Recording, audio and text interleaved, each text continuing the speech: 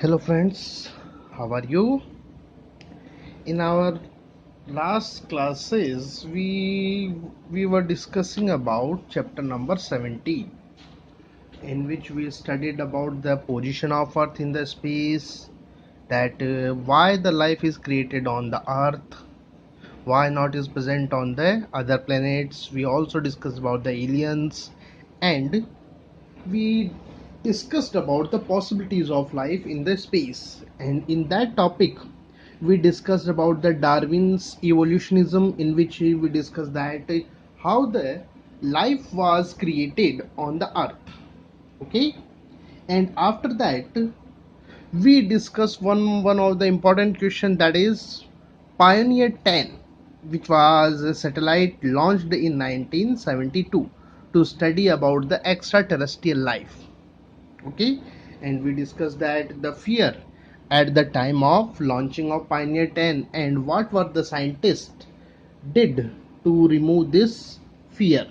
Okay, in which you discussed that they placed a metal plate on the in the spacecraft, so that the if it comes in contact with the extraterrestrial life, which may be possible more developed than us, then they can understand that it is a spaceship which is traveling from the earth for to searching the extraterrestrial life. Okay, and we also discussed that till now there is no evidence of extraterrestrial life. Okay, now let's start about the main space campaigns or main space programs. Before starting that, there are two terms: astronomy and space research technology. One is astronomy and second is space research technology. Exploring space while living on earth is called astronomy. अर्थ पर रहकर ही जब space की अपन जब उसको explore करते हैं, उसकी जांच करते हैं, टेस्टिंग करते हैं, मतलब उसको एनालिसिस करते हैं वॉच करते हुए, तो उसके लिए वर्ड काम में लिया जाता है एस्ट्रोनॉमी. और जब हम स्पेस के अंदर ह्यूमंस को या ऑटोमेटेड मशीन्स को सेंड कर कर उनको अपन वहां पर भेजकर जब स्पेस को एक्सप्लोर करते हैं, तो उसके लिए वर्ड काम में लिया जाता है space research technology. Got it? जो तीन टर्म है जो सिमिलर सी अपने को लगती है, एक तो होती है एस्ट्रोलॉजी, एक होता है एस्ट्रोनॉमी, और एक होता है स्पेस रिसर्च टेक्नोलॉजी. एस्ट्रोलॉजी जिसको अपन बोलते हैं ज्योतिष, फ्यूचर क्या होगा, ग्रहों की स्थिति क्या है, वगैरह वगैरह वगैरह, that is also a science, ancient Indian science, mathematical, and that is also related with the constellations, planets, but that is not the part of science.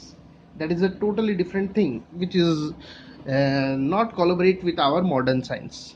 Second is astronomy, watching or exploring the universe while living on the earth, astronomy, and sending automated machine or humans to the space, that is called space research technology.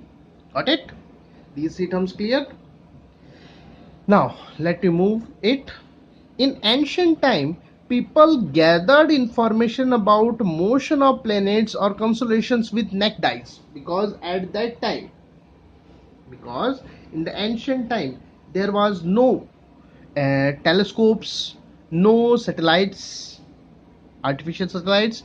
So the sages, the mathematicians, Aryabhatta, Mir, you studied in the class 9th, watched the constellations and the planets by naked eyes, and carefully watching that, they correlate with these they correlate with these with the weather, eclipse, etc. They relate all of these with the weather. 1 minute, sorry for that, because that is a, yeah, now that's much better. Yeah, thank you. And correlate with the weather, eclipse, etc. और उसको जो weather है उससे Eclipse, जो solar Eclipse है या जो lunar Eclipse है, उनके साथ उसको जोड़ते थे। मतलब सीधा से सिंपल बोलने तो आज जो अपन एस्ट्रोलॉजी जो कैलकुलेशंस जो अपन करते हैं, देखो इंडिया जो था वो मैथमेटिक्स एस्ट्रोलॉजी के अंदर वर्ल्ड में बहुत ज़्यादा एडवांस था। जहां दुनिया में अर्थ को फ्लैटन मानते थे और ये माना जाता था कि जो सन है या बाकी जितनी भी सेलेस्टियल ऑब्जेक्ट्स हैं वो अर्थ को रिवॉल्व करते हैं। That means at that time in the whole world when the people consider earth as a center of universe, at that time the Indian sages, Indian rishi muni, okay, or we can say the scientist, because at that time that was the scientist, informed or told that it is not. Earth is a planet which revolve around the sun, and earth is a spherical structure. By watching the constellations, planets, they developed various type of Indian calendars, according to which the weathers, the timing of the sunrise, sunset, moonrise, moonset, and the different weather conditions, different type of other natural phenomena, they considered or they justify or explain on the basis of that calculations. Okay, but here our main topic is about the astronomy. Okay, after the invention of the telescope, the human vision and information grew. Telescope के invention के बाद किसने किया था? Galileo, right. Invention के बाद humans का जो विजन है, मतलब देखने का जो दायरा है, और जो हमारी इंफॉर्मेशन अबाउट द स्पेस, दोनों ही बढ़ी, इंक्रीज्ड हुई। Sending devices physically in the space was possible after the development of rocket in the 20th century. Space के अंदर जो कोई भी डिवाइस है, जिसको सैटेलाइट अपन बोल सकते हैं, स्पेसक्राफ्ट जो है वो भेजना फिजिकली पॉसिबल हुआ after the development of rockets 20th century. जो 20th सेंचुरी है उस 20, अभी 21 चल रही है, तो 20th सेंचुरी के अंदर जो रॉकेट्स, पावरफुल रॉकेट्स का जो डेवलपमेंट हुआ, उसके बाद स्पेस में हम किसी भी चीज को भेजने में अपन सक्सेस हुए। अब अगर अपन थोड़ा सा इसके बारे में बात करते हैं, कोई भी जो स्पेस प्रोग्राम होता है उसमें दो मेन चीजें हैं। एक तो है उसमें थ्रस्ट प्रोड्यूस करने वाला, जिसको अपन रॉकेट बोलते हैं, और दूसरा है कोई ना कोई डिवाइस जैसे कि सैटेलाइट, जिसको स्पेस में भेजना है। ये रॉकेट जो है, अपन इसको कंपेयर कर सकते हैं, जो अपन दिवाली वाले टाइम पे जो पटाखे के तौर पे जो रॉकेट चलाते हैं, उसमें नीचे की साइड में गन पाउडर होता है, बारूद जिसको अपन बोलते हैं, जो जब फायर किया जाता है, जलता है, तो वो थ्रस्ट क्रिएट करता है। क्या क्रिएट करेगा? वो थ्रस्ट क्रिएट करता है। जैसे यहाँ पे बर्न आउट होते हुए बाहर निकलता है, तो as you know that the every reaction has equal and opposite reaction, the third law of motion. So वो जो थ्रस्ट क्रिएट करता है, उस थ्रस्ट के कारण से गैसेस बर्न होकर नीचे निकल रही हैं, और इसके ऊपर पुल मिलता है, एक पुश मिलता है, जिसके कारण से ये ऊपर की साइड में ट्रेवल करता है। तो ये जो रॉकेट के अंदर ये जो पोर्शन है, वो सिमिलरली वही फंक्शन करता है रॉकेट। और उसमें बाद में एक ऊपर की साइड में एक अलग टाइप का बारूद रहता है, जो ऊपर जाके फटता है, हमें कलरफुल दिखता है। बस यहाँ पर वो फटता नहीं है, यहाँ पर वो कोई ना कोई डिवाइस है जिसमें स्पेस में, आउटर स्पेस में अपन इसको भेजते हैं। तो कोई भी जो स्पेस प्रोग्राम है उसके दो पार्ट हैं, एक तो है रॉकेट जो उसको ऊपर भेजेगा, और दूसरा है स्पेस क्राफ्ट, यानी कि जो हमारा सैटेलाइट है या कोई भी डिवाइस है जिसको अपन भेज रहे हैं।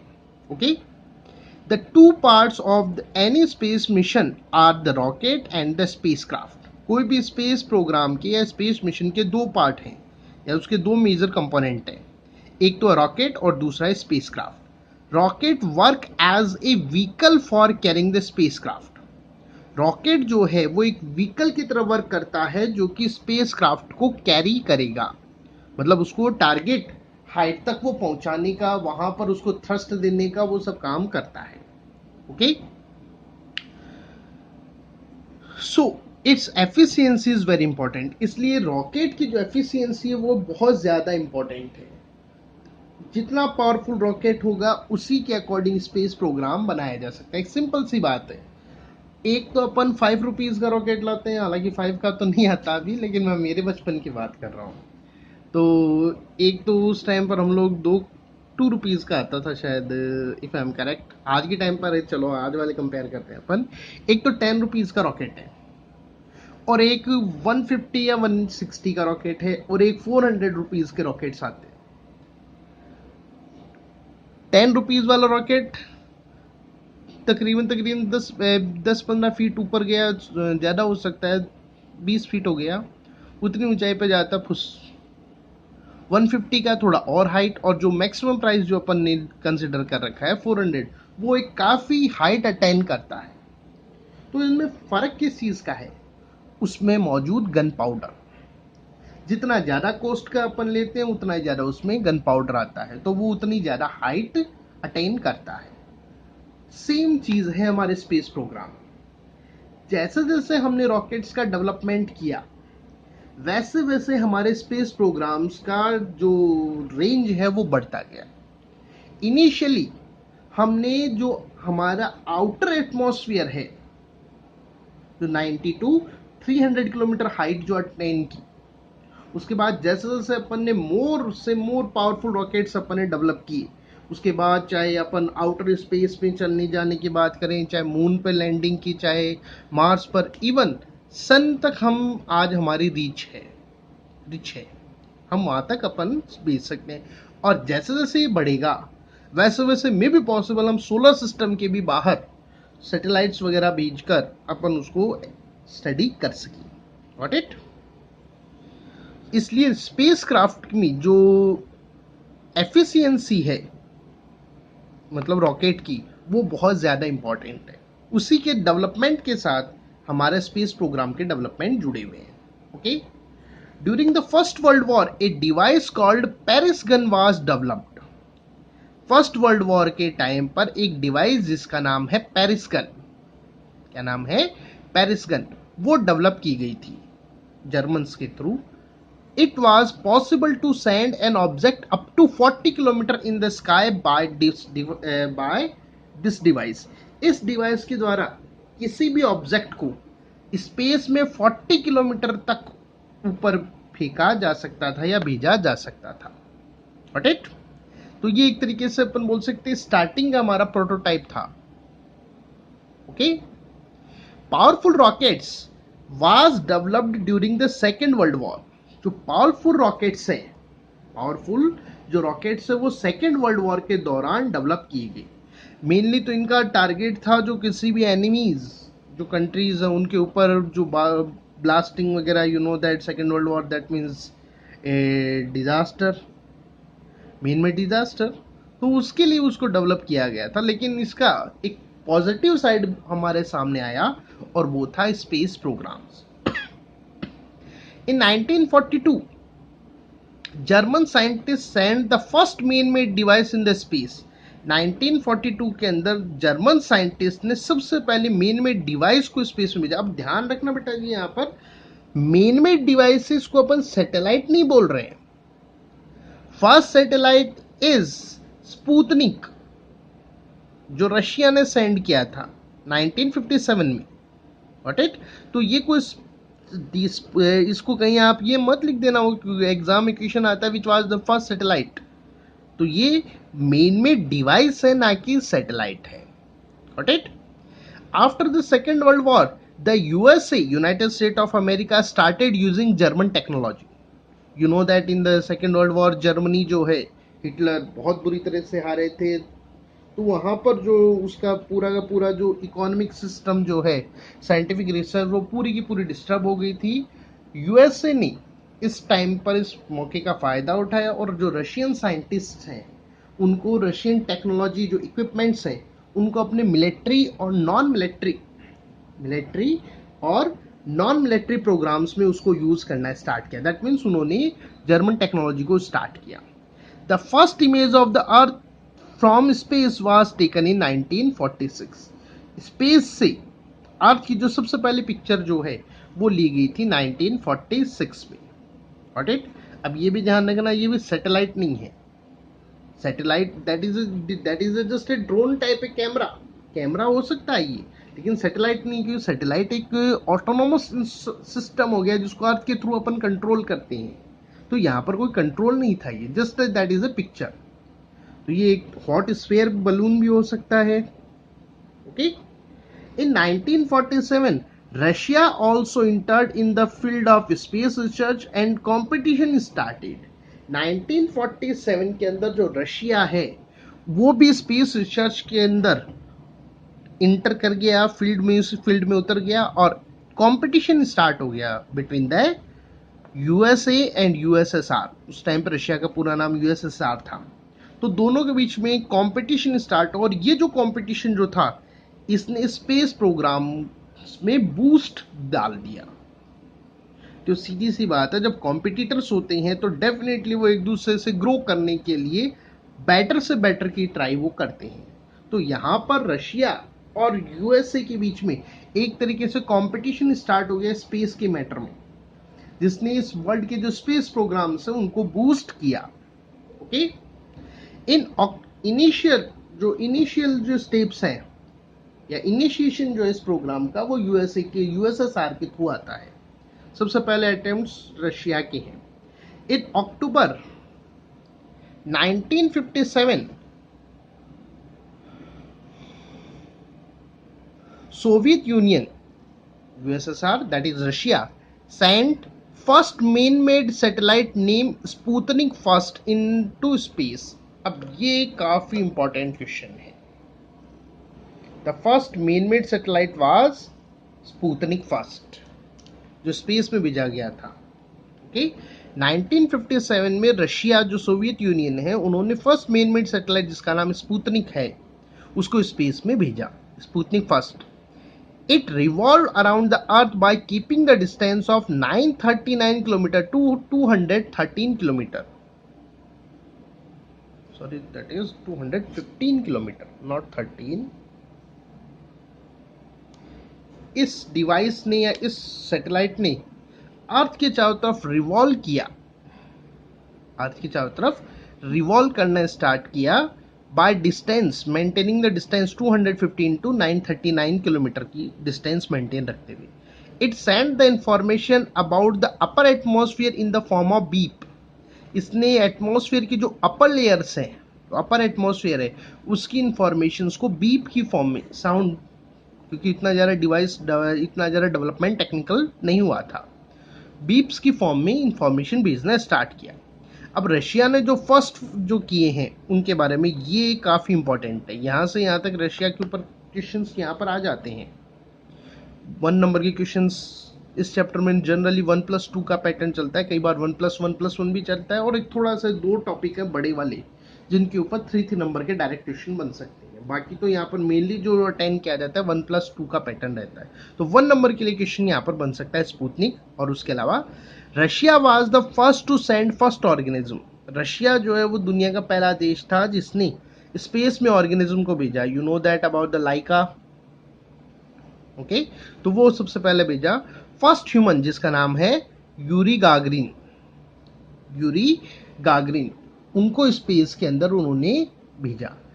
फर्स्ट स्पेस वॉक, स्पेस के अंदर जो सबसे पहली वॉक है, हालांकि वॉक तो नहीं बोलेंगे, सॉरी, वैसे कोई अर्थ के ऊपर लैंड सरफेस वाली वॉक नहीं, स्पेस में ट्रेवलिंग है।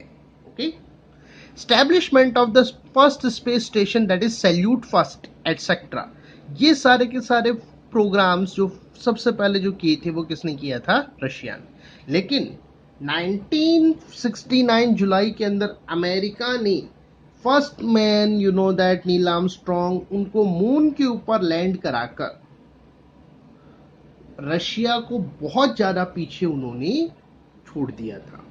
Got it? In July 1969 America landed first human on moon. जुलाई 1969 के अंदर अमेरिका जो है उसने फर्स्ट ह्यूमन को चांद के ऊपर या मून के ऊपर उन्होंने उसको उतार दिया था। Got it? Now, today's space research centers of the 22 nations. अब ये यहाँ पर एक और इम्पोर्टेंट क्वेश्चन बनता है 1 मार्क का. किसी भी स्पेस प्रोग्राम एजेंसी का नाम और उसकी कंट्री के बारे में यहाँ पे पूछा जा सकता है. Today's space research centers of the 22 nations are working in this field. आज के टाइम पर वर्ल्ड के जो 22 नेशंस हैं वो स्पेस रिसर्च सेंटर्स के तौर पर स्पेस रिसर्च की फील्ड में वर्कआउट कर रहे हैं. अमंग दीज, जिनमें जो मेन जो हैं, मेन की अगर अपन बात करें तो first one is Roscosmos of Russia, NASA of America, national space authority of China, ISRO of India, European space agency of Europe. ये कुछ मेन स्पेस रिसर्च से जुड़ी हुई एजेंसीज हैं या अपन बोल सकते हैं सेंटर्स एंड नेशंस की जो स्पेस रिसर्च में वर्कआउट कर रहे हैं. Today space research has become a military and non military requirement of each country. आज के टाइम पर जो स्पेस रिसर्च है वो हर एक देश के लिए, चाहे वो छोटा हो चाहे बड़ा हो, उसके लिए मिलिट्री और नॉन मिलिट्री, अपने डिफेंस के लिए यानी कि मिलिट्री, और जो अपना कम्युनिकेशन है, कम्युनिकेशंस जो है उनको देखें तो that is non military requirement बन चुका है. देखो, स्टार्टिंग के अंदर था that is a competition. Start में जो था ये कंपटीशन था, सभी कंट्रीज एक से एक के आगे एक बढ़ना चाहते थे. बट एट दिस टाइम, आज के टाइम पर स्पेस रिसर्च जो है वो कॉपरेशन सेक्टर बन चुका है. यानी कि यहाँ पर देश मिलकर काम करते हैं. मतलब सीधी सी बात है भाई, घर में लड़ते हैं, बाहर तो एक ही हैं. तो अर्थ के ऊपर तो ये आपस में लड़ रहे होंगे, लेकिन इस अर्थ के बाहर यानी कि गली मोहल्ला स्पेस मान लें अपन, तो वहां पर सभी ये मिलकर एक साथ काम करते. एक सिंपल सा एग्जांपल दे देता हूँ.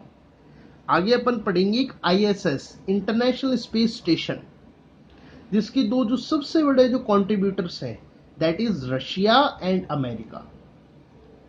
दो सबसे बड़े जो हैं वो कौन है? रशिया और America. And you know that, अगर आपको वर्ल्ड पॉलिटिक्स के बारे में पता है तो रशिया और अमेरिका दोनों एक दूसरे के बहुत स्ट्रॉन्ग बहुत स्ट्रॉन्ग कॉम्पिटिटर्स हैं. एक दूसरे से आगे बढ़ने की दौड़ में लगे रहते हैं, चाहे वो फायर आर्म्स हो, हथियार हो, या फिर न्यूक्लियर पावर हो, चाहे वर्ल्ड जो पॉलिटिक्स है उसमें अपना पावर चलाने की बात हो, चाहे आप इराक ईरान की लड़ाइयों के अंदर इन्वॉल्वमेंट की बात कर लें, चाहे फर्स्ट वर्ल्ड वॉर चाहे सेकेंड वर्ल्ड वॉर, किसी में भी चले जाएं, तो both of these are the two opposite poles जो एक दूसरे के अपोजिट हैं. लेकिन इस एक सेक्टर के अंदर दोनों एक दूसरे के साथ टाई अप हैं, एक के साथ एक जुड़े हुए हैं. तो दैट इज, आज ये जो प्रोग्राम है वो क्या बन चुके हैं? That is a cooperation, not the competition. Got it? World के लोग ये समझ ले तो ज़्यादा बेटर है, लड़ाइयाँ बंद हो जाए. ये कॉम्पिटिशन की बजाय कॉपरेशन ज़्यादा बेटर है. Now come to the topic again. Benefits of the space research, that is artificial satellites. Particularly अपन बात करेंगे आर्टिफिशियल सैटेलाइट्स की इंपॉर्टेंसेस, और that is a very important question जो पूछा जाता है. इसमें सबसे पहले यहाँ पर फ्रॉम दैट पॉइंट ये अपन बात करेंगे हमारे जो फर्स्ट जो प्राइमरी गोल है, यानी कि आर्टिफिशियल सैटेलाइट्स के बेनिफिट्स. फिर बाद में अपन जो बाद में secondary third goal fourth goal जो स्पेस के जो हमें और जो बेनिफिट्स हैं उनकी अपन बात करें. तो अगर आपसे क्वेश्चन आता है right the benefits of artificial satellites, तो ये जो 5 पॉइंट्स हैं वो यहाँ पर अपने को आंसर में देने हैं. और अगर क्वेश्चन है स्पेस रिसर्च के बेनिफिट्स, तब हमें पूरा का पूरा जो पैराग्राफ है 2 पेजेस का वो अपने को कंसिडर करना होगा. Got it? चलिए सबसे पहले आर्टिफिशियल सैटेलाइट्स की इंपॉर्टेंसेस की बात करते हैं अपन. द प्राइमरी गोल या the main reason of interest in the space is the benefits that come through artificial satellites. Space के अंदर जो हमारा मेन इंटरेस्ट है उसका कारण है आर्टिफिशियल सैटेलाइट से होने वाले बेनिफिट्स. Got it. अब वो क्या क्या है उनकी अगर अपन बात करें, दे provide information about the atmosphere of अर्थ। अब यहाँ पर अपन कुछ मेन की बात करेंगे, बाकी तो इनफाइनाइट बेनिफिट्स हैं, क्योंकि आज जो हम जितना भी टेक्नोलॉजी का यूज कर रहे हैं वो डायरेक्ट इनडायरेक्टली सैटेलाइट्स के थ्रू ही है। फॉर एग्जाम्पल जैसे आप और मैं जो कम्युनिकेट कर रहे हैं, that is also due to satellites.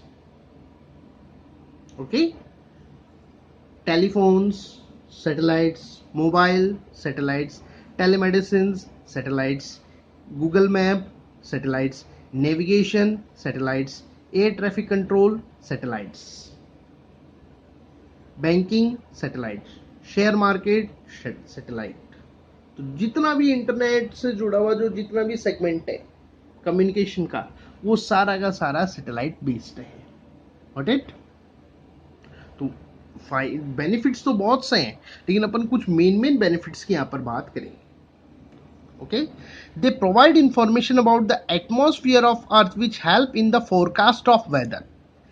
जो सैटेलाइट्स हैं वो हमारे एटमॉस्फेयर के बारे में इंफॉर्मेशन देते हैं, जिससे हमें वेदर के फोरकास्ट, वेदर की जो फोरकास्टिंग जो अपन करते हैं, मतलब आज बरसात होगी, कल होगी, परसों होगी, जो भी है, टेम्परेचर गर्मी बढ़ेगी या डस्ट स्ट्रोम आने की या साइक्लोन आने की चांसेस। अभी अभी आप लोगों को पता ही होगा, एक साइक्लोन जो अपने वेस्टर्न बैंक, वेस्टर्न कोस्ट, जो वेस्टर्न साइड के कोस्टल रीजन्स हैं, मुंबई वगैरह, उनसे स्ट्राइक किया था, लेकिन उसमें किसी भी आदमी की जान नहीं गई थी, बिकॉज हमें उस वेदर चेंज का टाइमली पता चल चुका था कि भाई इस पर्टिकुलर एरिया के अंदर और इस डे को इस टाइम के लगभग ये स्ट्राइक करेगा और उसका इतना ज़्यादा इम्पैक्ट हो सकता है। तो हमने उसी अकॉर्डिंग हमारे जो डिज़ास्टर मैनेजमेंट है उसको अपन ने सेटअप किया, जिसके कारण से एक प्राउड फील करने की बात है कि किसी भी एक सिंगल पर्सन की भी लाइफ का लॉस नहीं हुआ। हाँ, प्रॉपर्टी का लॉस जरूर हुआ, लेकिन लाइफ का लॉस नहीं हुआ। तो ये जो वेदर की जो फोरकास्टिंग है, इसमें सैटेलाइट्स एक बहुत इंपॉर्टेंट रोल प्ले करते हैं। All the communication system of the world are based on artificial satellites. आज वर्ल्ड के जितने भी कम्युनिकेशन सिस्टम्स हैं, चाहे आप वीडियो कॉन्फ्रेंसिंग, वीडियो कॉल कर रहे हैं, या यूट्यूब्स के थ्रू देख रहे हैं, या मोबाइल में अपन एक दूसरे से चैट करते हैं, WhatsApp, Facebook, Twitter, all of that of mode of communication, all of these are based on artificial satellites. वो सभी किसके ऊपर बेस्ड हैं? आर्टिफिशियल सैटेलाइट, डबल एल है ये।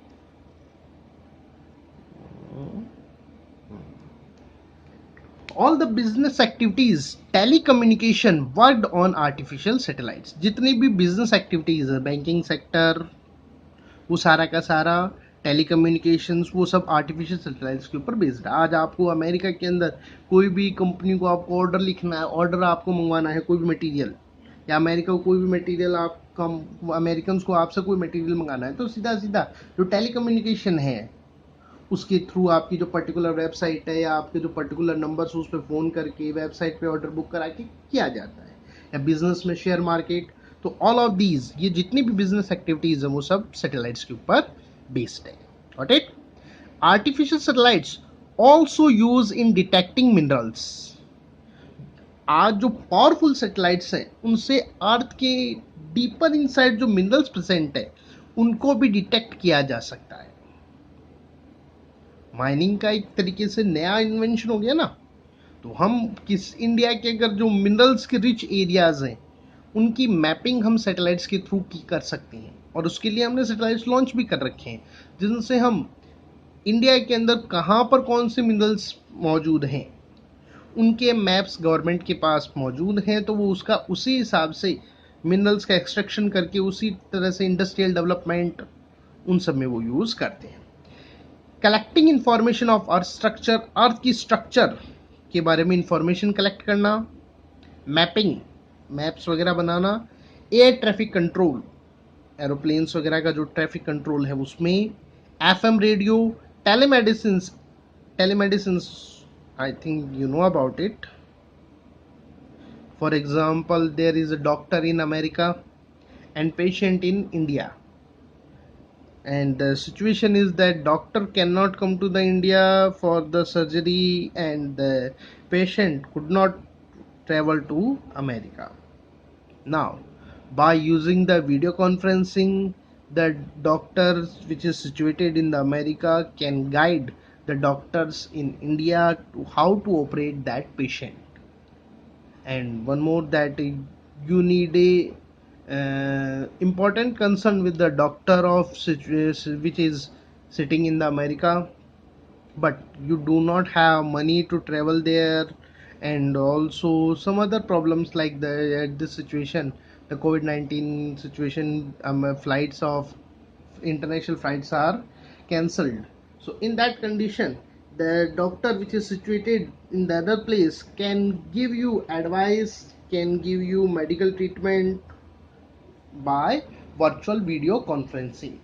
Okay, so that is telemedicines etc. ये सब आर्टिफिशियल सैटेलाइट्स के यूज हैं. Artificial satellites also use for spying other countries and destroying their satellites.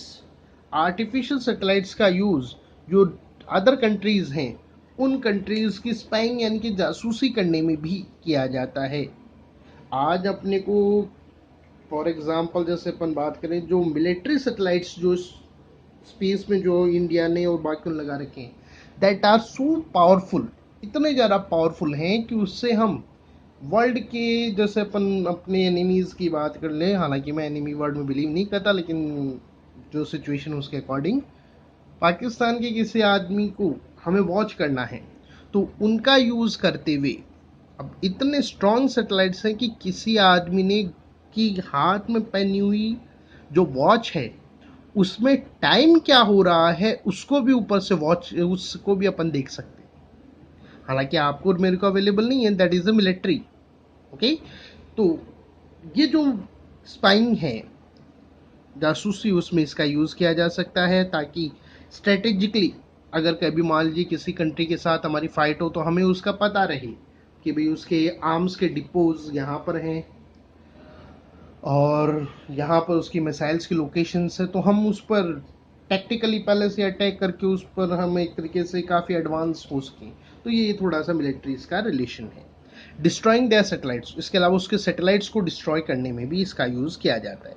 अब अगर किसी कंट्री के सैटेलाइट्स आपने डिस्ट्रॉय कर दिए तो आप ऑटोमेटिकली लीड में हो गए, क्योंकि अब आपने उस कंट्री का पूरा कम्युनिकेशन सिस्टम ब्लॉक कर दिया, बैंकिंग पूरा आपने डिस्ट्रॉय कर दिया.